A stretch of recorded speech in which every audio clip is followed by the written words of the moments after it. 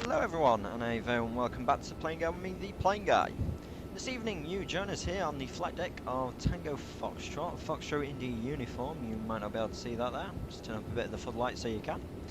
And what we're going to be doing this evening is we'll be landing into Keflavik. Tonight we are operating flight, well we're using the call sign 418, but we're actually flight 417 from Dublin. There's just been an event on in Dublin. And as we're nearing closer to Keflavik, as you can see there, we should begin to descend very shortly, in about 10 minutes time or so. We'll start a descent over Berkey there, like so. And you can also see there we've got some traffic off to our left of us as well. I've not been able to see him for some odd reason, but that actually is an Air France A350 heading off to Vancouver. So we should be heading off to Vancouver very, very soon because there's some new scenery for that. But still, let's go ahead and let's get the airplane ready to land. Ready to descend even. I should actually point out that at this moment in time, the weather at Keflavik is actually rather bad. I have done a sector, so I flew from Keflavik to Dublin, and when I left the wind was about 50 knots. And as you can see there, it's gotten slightly better, so we should actually be landing with, wow, between a 30 to 40 knot wind, and that is also a slight crosswind as well. And believe you me, that's certainly going to be enough to push us off the runway. I could barely maintain the centre line when I took off earlier, but it was slightly a bit more gusty at 53 knots, so 30 knots gusting 40 is a little bit better, but still we do need to have a wind about us. Right, transition level. Now we do actually have bird control online, but they've not asked us to contact us, and so I don't know what's going off with that, but still, no matter. In terms of the transition altitude, we're going to be looking 8,000 feet. That actually says the transition level, actually. Well, the transition altitude is 7,000 feet, the transition level is 80. Glad I remembered that. I've also put in the winds as well, that's fabulous. So the top of descent is updated, that's also great. We can also make sure as well that the appropriate arrival has gone in. So consider this a bit of a landing brief. So for us this evening we'll be taking the, what was it? The Baslu, I think it's Baslu. Yeah, Baslu 2 kilo arrival, landing at runway 19er. So we just want to make sure that's all gone in as planned. I have my charts up here, and I'm not looking at the right one, silly me. Just load it back up. There we go. I should include a copy on screen now for yourselves. So, like I said, we're taking the Baslu 2 kilo arrival this evening.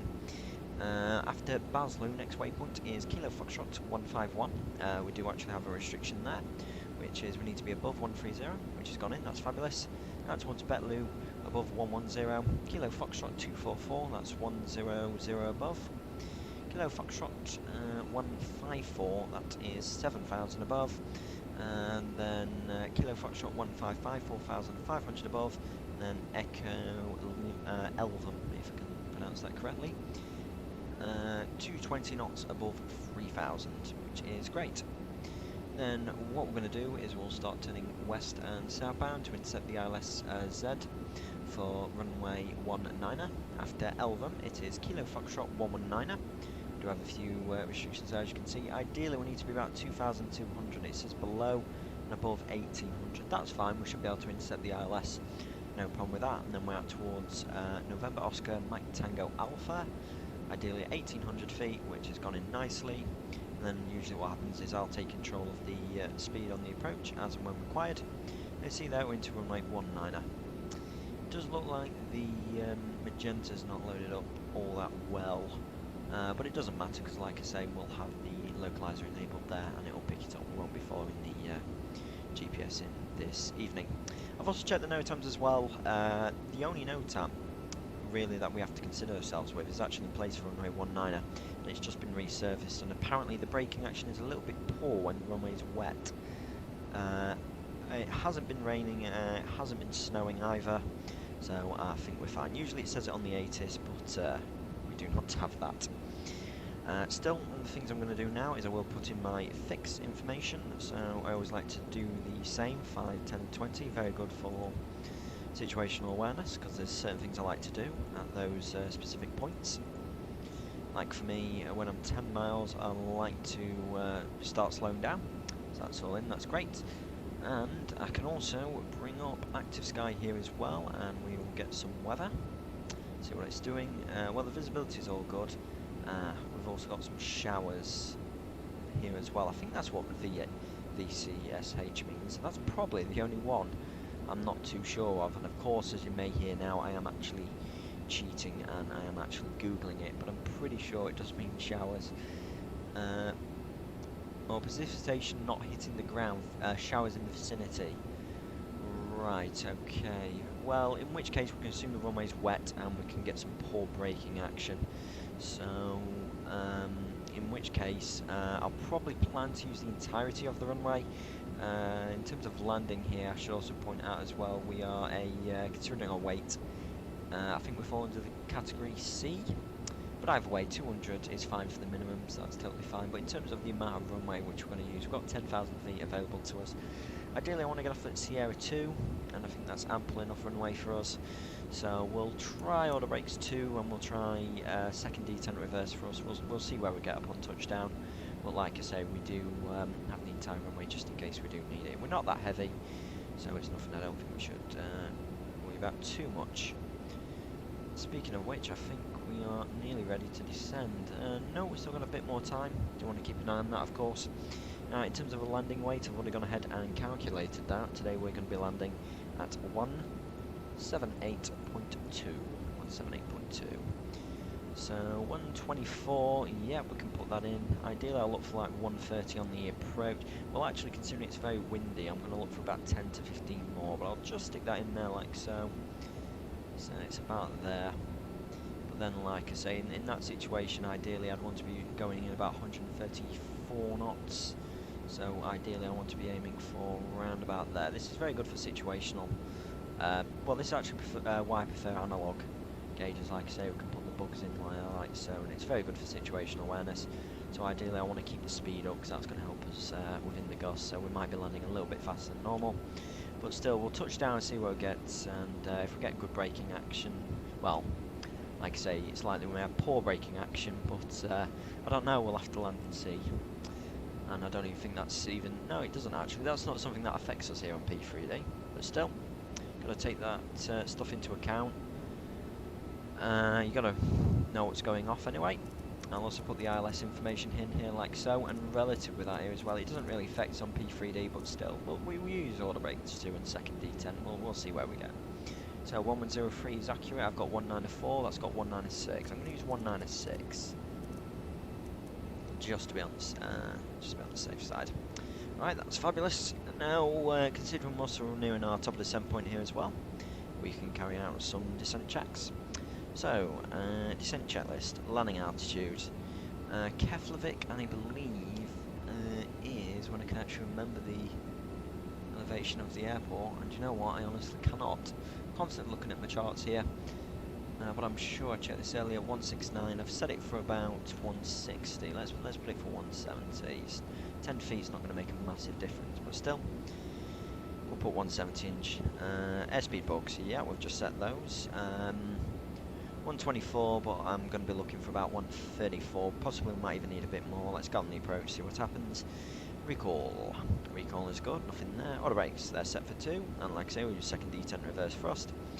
Landing prep, that is complete. And the minimums are set for radio of 200. So we're pretty much ready to descend. We're still about 40 miles out though. Still a little bit early, so once we hit Berkey, we'll start descending. So, yep, looks like we're all good into Keflavik this evening.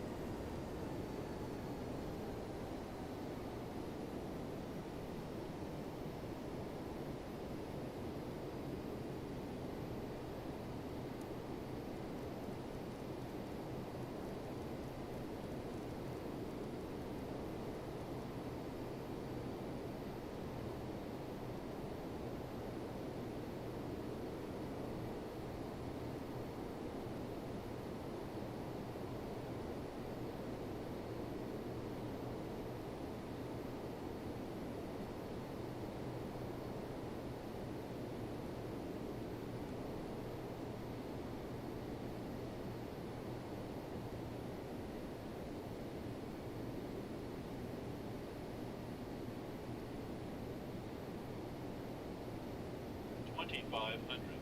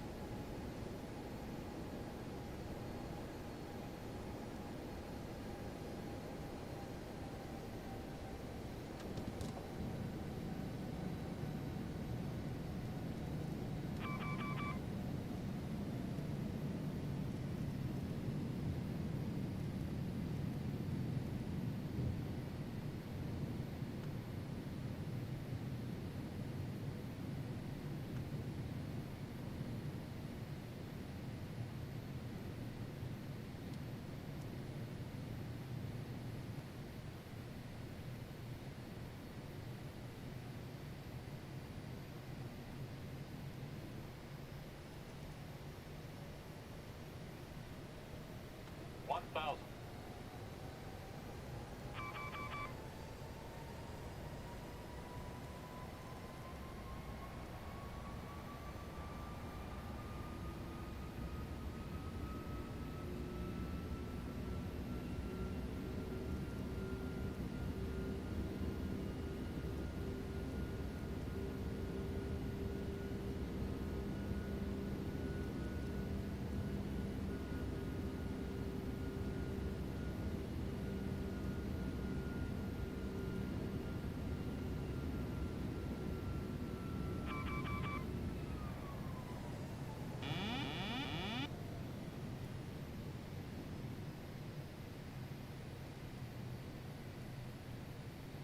$500.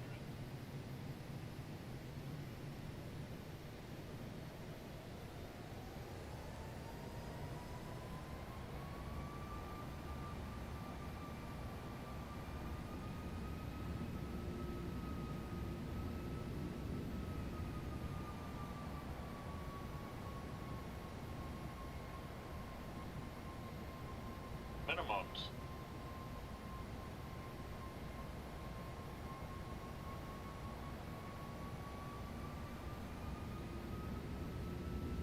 $100.